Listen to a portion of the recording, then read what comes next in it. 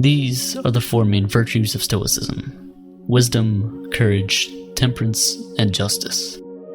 Wisdom is being able to separate between what is internal and what is external, and the ability to choose our reaction to the things that happen to us. As Viktor Frankl said, between stimulus and response, there is a space, and that space is our power to choose our response. Courage. 2 words: persist and resist. Temperance, or moderation, is what I just did there, doing more with less, saying more with fewer words. While Jeff Bezos and Elon Musk are fighting at the top of the Forbes list, Stoics believe that the limit of wealth should simply be having what is essential, and then having what is enough. Justice is the most important of all the virtues. It instructs that no one should do harm to another because we were all born for each other, to do good to one another, and not to ourselves. Nelson Mandela was one of the most famous African leaders in the world. While he was fighting against apartheid, he got sentenced to life imprisonment, where he stayed for 27 years before finally being released. When he was released from prison, he was elected president of South Africa, and thus, many people thought he was going to brutally punish all the people that had anything to do with apartheid or his imprisonment. But of course, he did not.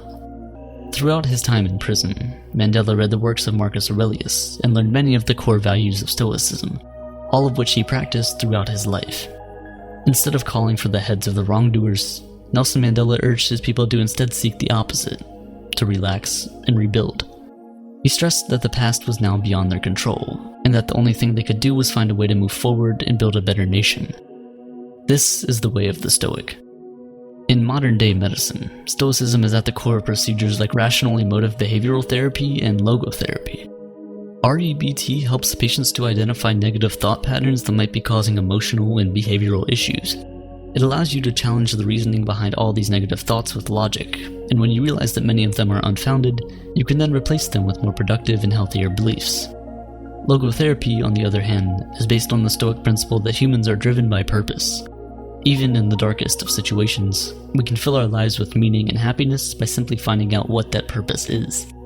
As many of us know, though, this is easier said than done. It's a process, much like everything else. We have to rewire the way we think, out with the old, in with the new. To fix our problems with happiness, we must practice self-worth.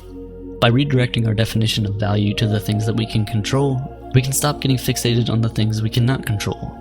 And overall, we can lead a much happier and more fulfilling life. Stoicism helps us steer through past and present storms into calmer and more peaceful waters. And if our ship sinks and we all drown, we can take peace in the fact that we lived a good life, albeit not as long as we had hoped. Because remember, everything has an end.